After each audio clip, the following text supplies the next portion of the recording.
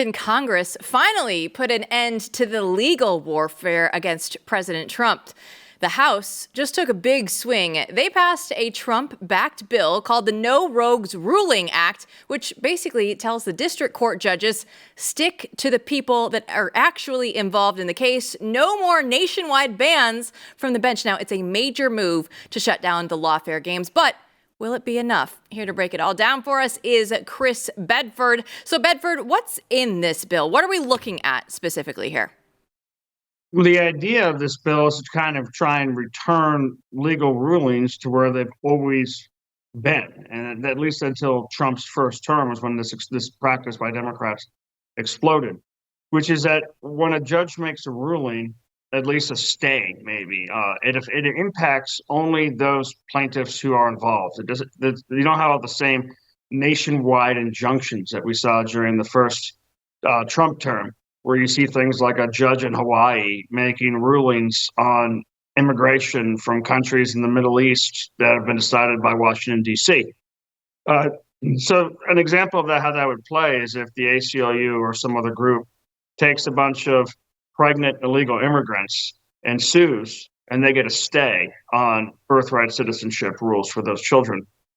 That stay would apply to those women and to their children, but it would not apply to every single child of every illegal immigrant born in the United States. Now, this is normal law, but it has been pushed aside and forgotten, and the Supreme Court so far has failed to tackle it in a way that they really ought to. And a lot of legal watchers are hopeful that that is coming eventually from Roberts' court, although that's been such a mixed bag lately, and they're tried their game to try and maintain the legitimacy, a little bit of playing politics from the guys who pretend never to play politics. Now, this is a great bill.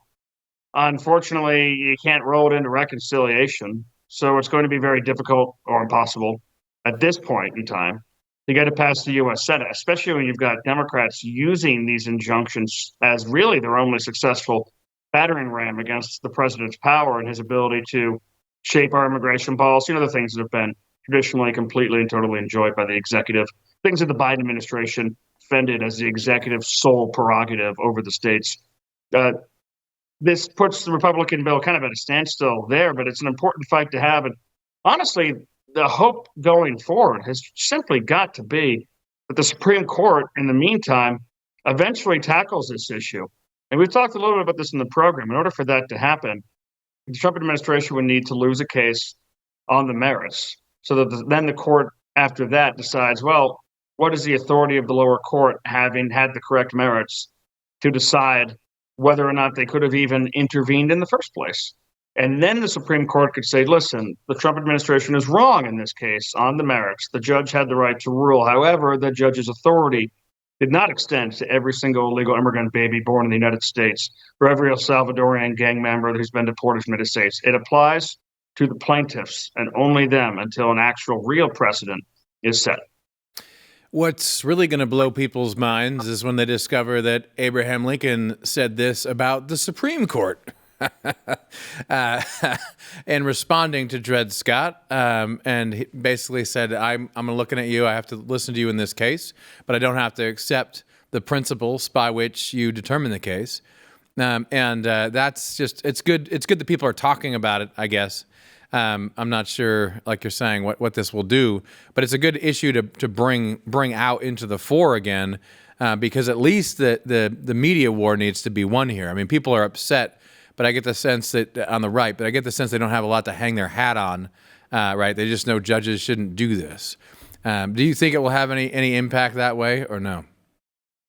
Well, having that discussion in the first place is important, because there is this kind of schoolhouse rocks idea of the courts, which is just very simplistic and doesn't understand that the Supreme Court and all the courts actually can seriously overstep the power of the judiciary in a way that the founders never, ever intended, and step on executive power. And that they seem to take things like, the same way they take separation of church and state to mean no Christianity in state as opposed to no organized religion as proclaimed and enforced by the state. And the way that they take this is that they think that any challenge to judicial authority is an attack on separation of powers. They seem to act like the Supreme Court or the district courts or the circuit courts are incapable of infringing upon powers that have been duly designated to the actually only democratically elected person in the entire country to represent the country, the president of the United States. It's wild the way that they've treated separation of powers, what they've called the end of democracy, to the dismantling, Trump trying to police and govern and move his own executive branch. They're claiming is an assault on the branches of government. It's kind of like a nerdier, I think actually probably less successful version of what the left has been doing forever, which is if what you're doing as a legislator or as a lawyer or as a citizen isn't sufficiently pro-trans, pro-gay enough, or pro-free trade enough, or pro-war enough, then it's anti-democracy. They always say that as if this is our democracy is under attack. I'm here in Washington, D.C. The posters are everywhere. Elon Musk apparently is dismantling democracy. I didn't realize that firing a couple of bureaucrats from the executive branch of the government was an attack on democracy. I thought democracy was representative government, not unaccountable bureaucrats. But they don't care. And they're using the separation of powers thing as the same sort of argument to try and trigger this idea that this responsible citizen response, which is funny because for years and years and years, they've actually attacked the idea of educating people on civics and being a proper citizen. So the folks are kind of fundamentally uneducated to the broader public on a lot of the duties of the citizen, or the actual breakdown of government. And now they're trying to call everyone to the defense of it, and it's a completely corrupted defense of it. It's a wild action to see. And it's Lincoln's a perfect example of this incredibly simplistic modern thinking. You'll have some people around who will say Lincoln was an extra-constitutional criminal, and some people who say he was a 100% abolitionist and just a hero and someone we should look to as the parties. But in his time, the abolitionists were mad at him. The Supreme Court was mad at him. All these different people are mad at him. And all you have to do is read a couple interesting books, go to the primary documents, look at the actual events, or sit through one of Matt Peterson's Claremont classes to learn that he was actually a genius who took the powers of the government and the systems and the laws and the intent of the founders, and he threaded the needle as clearly as he could, as legally as he could, without actually breaking the Constitution, without breaking the law, to try and get important things accomplished.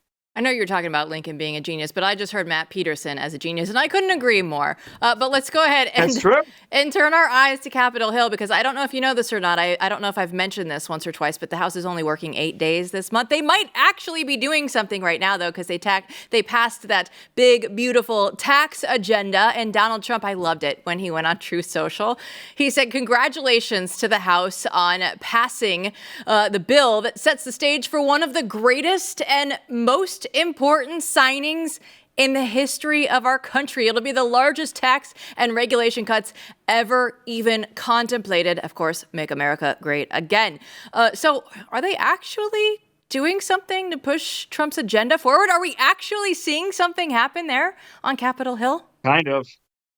And this is one of those frustrating things about Capitol Hill is you could probably spend an hour a day reading about the progress, and you'd be surprised when they get to these different checkpoints and you'll say something like, oh, so the budget's passed? I'm like, no.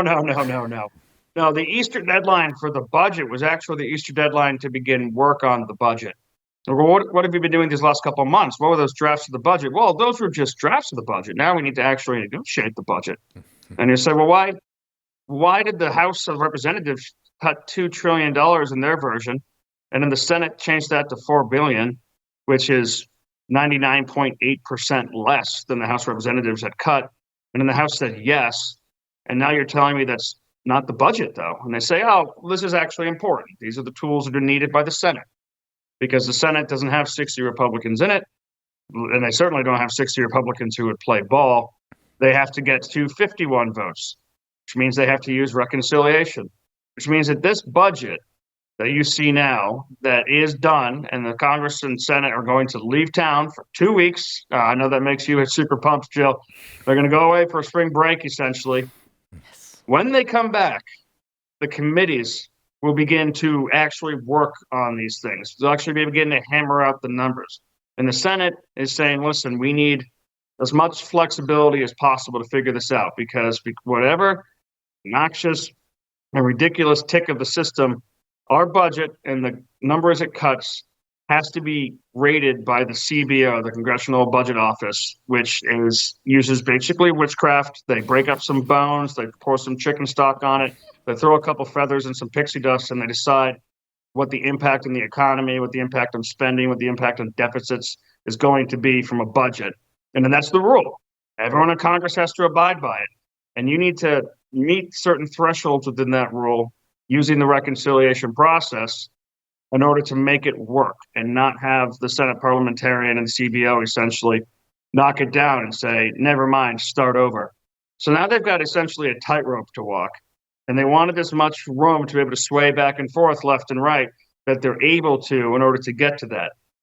The Freedom Caucus supported it, despite being huge budget hawks, under the hopes saying, listen, you guys promised it's going to be a bigger number than $4 billion, right? It's going to be, we're going to get closer to $1 trillion, maybe closer to $2 trillion. And you have Senator Thune saying, yes, don't worry, we'll get up there, we'll get up there. At the end of the day, you have to look at the actual committees, look at the individual senators, which is basically 100 floating islands in the most exclusive club on the planet, who barely talk to each other to negotiate this stuff. And the new thinking is that they'll be able to get this done and actually have a budget by Memorial Day. Now, that can seem extremely frustrating, but it's important to keep in mind how slow-moving this process is. At the beginning of the year, the Senate was talking about handling these sorts of things, including tax policy, by December.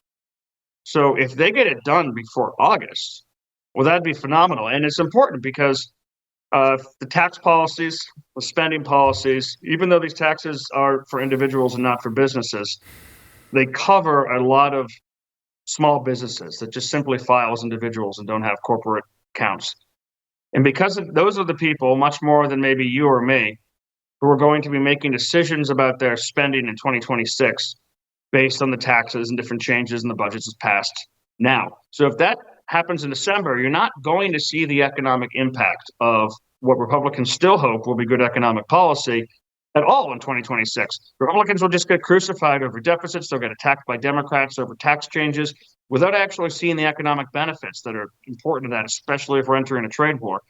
So the earlier they can get this done, and taking months and months and months off of the Senate's original schedule is a win in that regard.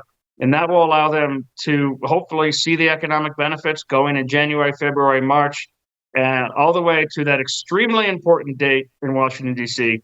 next November, when everyone in the House of Representatives is once again up for their job review.